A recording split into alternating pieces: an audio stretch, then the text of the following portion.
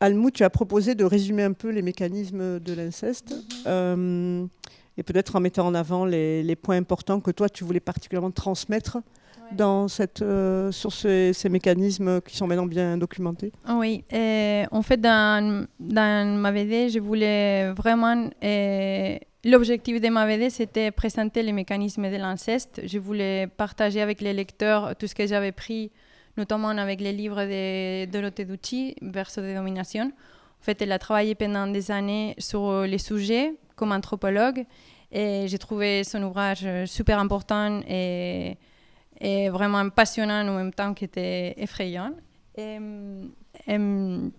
Et voilà, mais je sais que parfois lire des essais, c'est pas la chose la plus voulue par les grands publics. Donc ce que j'ai fait, c'est faire comme une synthèse de parties que je pensais que c'était les plus importantes. Et je les fais passer un peu plus facilement par les milieux de la BD. Et voilà, et j'utilisais la figure de la psychologue.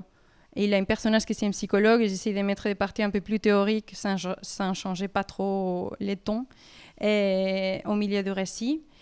Et voilà, donc peut-être cette partie, ça va être un peu longue et un peu difficile aussi à écouter, mais je pense que c'est important aussi de l'expliquer pour les gens qui n'est pas trop confrontés à ce sujet et pour que les gens partent d'ici un peu, que vous appreniez un peu sur l'inceste. Donc, pour commencer, c'est très compliqué de penser qu'un enfant il va mal à cause de l'inceste parce que simplement, on ne pense jamais à ça. Ni la famille, ni le personnel soignant, ni les professeurs, il n'y a personne qui pense à ça. Oui. Ça peut être peut-être une des raisons, c'est parce qu'on a encore en tête que les viols, c'est quelque chose qui vient de façon violente et abrupte et que c'est toujours un inconnu qui va venir faire des choses pareilles. Et voilà. Aussi, on a cette réflexe de penser que les violences sexuelles, c'est seulement une question sexuelle, alors que l'inceste est plutôt question des relations de pouvoir et de domination. En fait, quelque chose qui sort dans les livres de Dorothée, de Verso de domination, c'est qu'il n'existe pas l'inceste entre jumeaux, justement parce qu'ils sont en égalité de force. Et le fait qu'on a besoin qu'il y ait une différence d'âge pour que l'inceste se produise, c'est bien parce que cette situation va donner du pouvoir à l'aîné et il va mettre en situation de vulnérabilité les victimes, les enfants.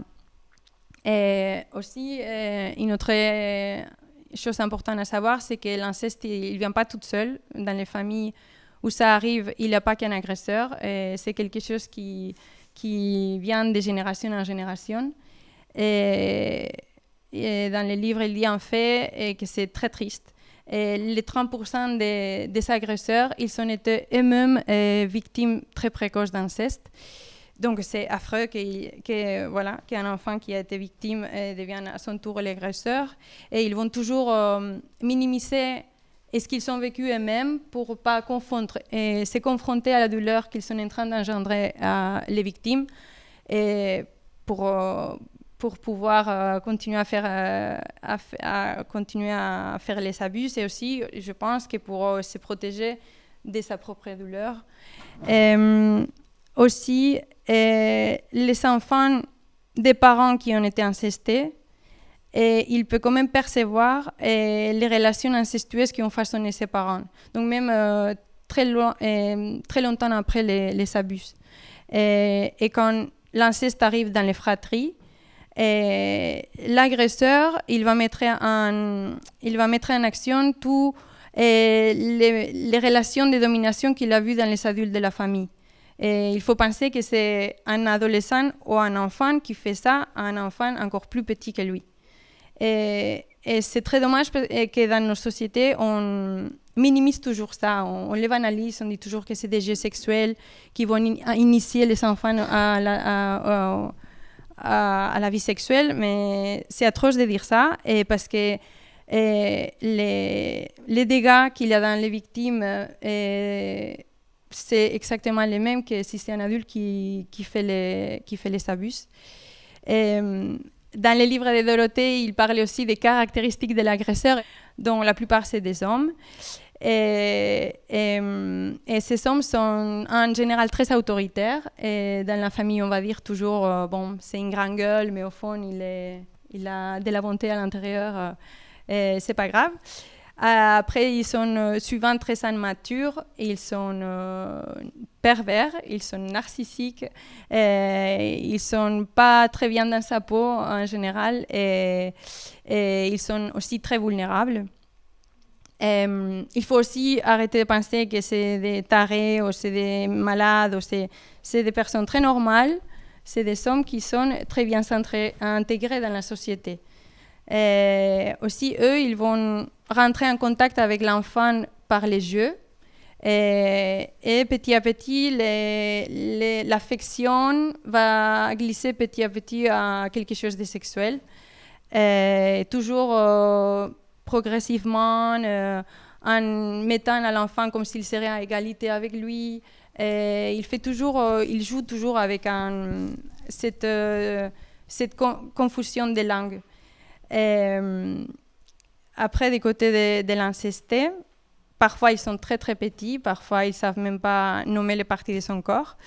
Et quand les premiers gestes à connotation sexuelle arrivent, les enfants ils sont déjà appris à obéir à cet adulte, parce que les adultes de la famille, c'est eux qui ont l'autorité, c'est eux les pédagogues qui vont expliquer les normes sociales, qui vont expliquer les valeurs. Donc ils ne vont jamais penser à aller vers un autre adulte pour parler de ce qui se passe, parce que le fait qu'il ait l'autorité, il les légitime déjà pour faire ce qu'il est en train de faire. Et parfois, les enfants aussi, c'est compliqué de se représenter les abus sexuels, parce que l'agresseur, le reste du temps, il fait comme si rien n'était. Et par exemple, quand les abus arrivent la nuit, ils ont un peu de mal à comprendre ce qui se passe, et ils se disent peut-être qu'ils sont en train de rêver, ou qu'ils sont en train d'inventer. Et parfois, le reste de la journée, ces enfants, ils sont véritablement en train de divaguer, d'avoir un peu la tête ailleurs. Et aussi, oui, ça c'est une partie assez dure. Et parfois, les enfants, pour se protéger du dégoût ou de la douleur pendant les abus, ils vont penser à autre chose, et parfois, ils vont vraiment dissocier son esprit de son corps pour passer pendant les viols et ce qui se passe. Les victimes, les enfants, ils vont par après oublier les violences sexuelles qu'ils ont vécues. Et c'est un peu voilà ce qui est arrivé. Et voilà, et certaines de ces victimes, ils vont sortir. Ah putain, c'est compliqué ça. Je pensais que ça allait pas. Oh. Je pensais que j'allais pas pleurer. Bon. Non, jamais terminé. Sinon, ça va. Je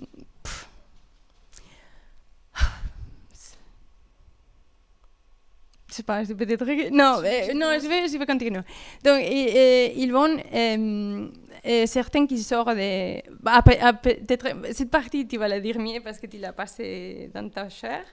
Mais quand ils sortent de l'amnésie, c'est très très violent. Mais en même temps, ça va. Oh, quelle merde! Attends, si tu veux, je peux juste enchaîner. Et puis après, tu. Non, mais ça va, je vais tout dire, sinon je vais oublier. Et j'ai trop étudié pour ça. Bon, bref. Donc, oui, ça va être très, très violent, mais en même temps, ça va les aider à comprendre beaucoup de choses qui arrivent dans sa vie. Parce que les dégâts dans les vies des gens qui souffrent ça, c'est impressionnant. Donc, et parfois, ils vont avoir des envies suicidaires, et ça peut commencer très tôt, ça peut commencer à l'adolescence ou même quand ils sont enfants. Et ça peut durer toute sa vie.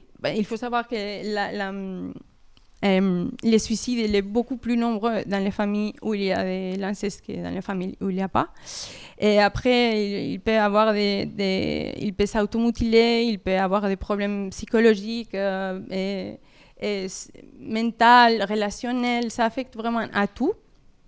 Et tous ces problèmes viennent parce qu'ils sont vécus des abus sexuels très tôt et non consentis. Et en plus, ils apprennent un double discours très contradictoire, c'est que les parents ou les adultes qui devraient t'aimer et te protéger, ils ont aussi le pouvoir et ils peuvent te faire souffrir et t'infliger de la douleur et te violer. Donc imaginons à quel point, comme un enfant qui a vécu ça, il peut devenir un adulte qui peut faire la différence entre les bien et les mal, et pour lui-même et pour les autres. Donc voilà, et n'importe quel type de la nature des abus sexuels, même si c'est très vite, ou ça n'a pas duré longtemps, ou c'est très doux, ou c'est un rigolade, tout ça, ça va dépersonnaliser l'enfant et il va avoir des dégâts par après. Donc pour que l'inceste continue, l'incesteur, il a besoin que l'enfant il ne dise rien de ce qui se passe. Et la plupart du temps, l'agresseur, il ne doit pas le dire de façon explicite parce que l'enfant, il va se taire de lui-même. Pourquoi ? Par amour à l'agresseur, il aime son agresseur. Et aussi parce qu'il a l'habitude de la soumission à l'autorité. Et aussi parce qu'il n'a pas les mots pour parler de ce qui lui arrive parce qu'il n'y a rien autour de lui qui l'explique ce qu'il est en train de vivre. Mais les deux facteurs qui vont faire vraiment que l'enfant se taise pour de vrai, c'est les sentiments de honte et de culpabilité. Parce qu'il faut penser que l'inceste, il est très très pervers. Imaginons un enfant, quand il découvre quelque chose de nouveau, quand il arrive un geste nouveau dans sa vie, comme sont les gestes sexuels, il va les répéter pour apprendre, pour les comprendre et pour être sûr que c'est ça qu'on attend de lui. Et comme il aime la personne qui est en train de le faire ça, il va essayer de le faire pour se sentir aimé au retour. Donc, comme il n'a pas eu le réflexe de parler de son dégoût et de sa gêne pendant les séances et depuis le début, il est tenu par cette honte et il ne va pas parler. Et un truc qui c'est encore plus atroce et que quand je lis ça, ça m'a brisé. Et les enfants, parfois, ils peuvent sentir des plaisirs pendant les actes sexuels. Et donc, parce que son corps réagit de façon mécanique.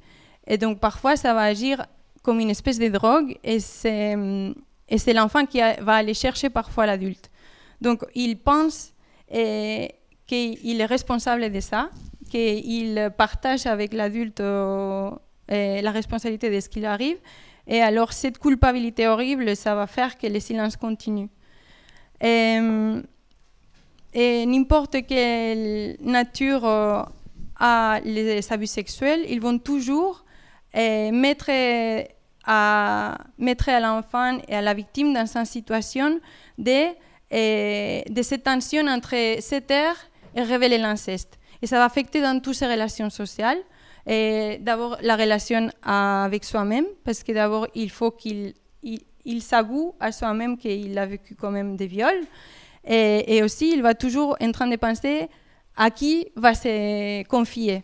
Parfois, il décide, par exemple, de se confier à un nombre très restreint de personnes. Comme ça, il peut baisser un peu la tension, mais aussi, il protège encore l'ordre familial. Mais ça reste un peu à se taire sur l'inceste.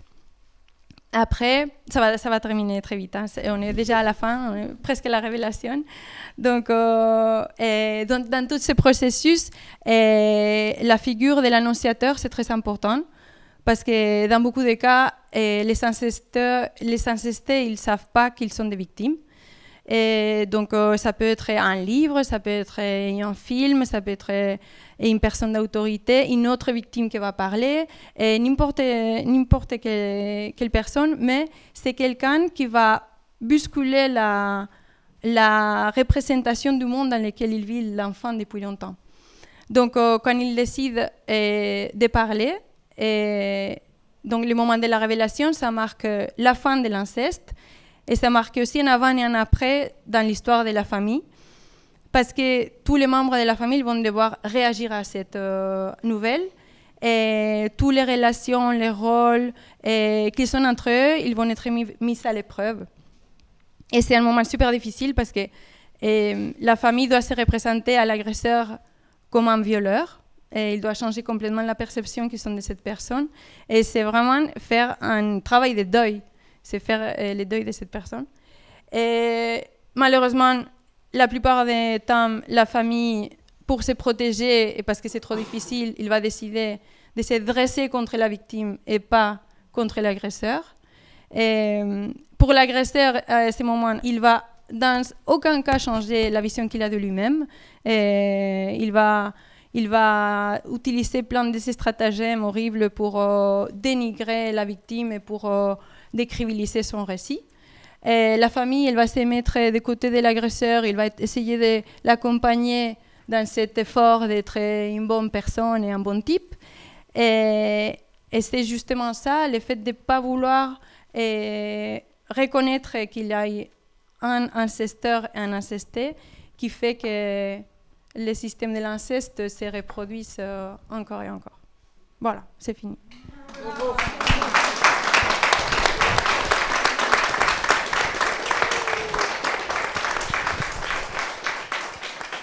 Merci, c'était super ce que tu viens de faire.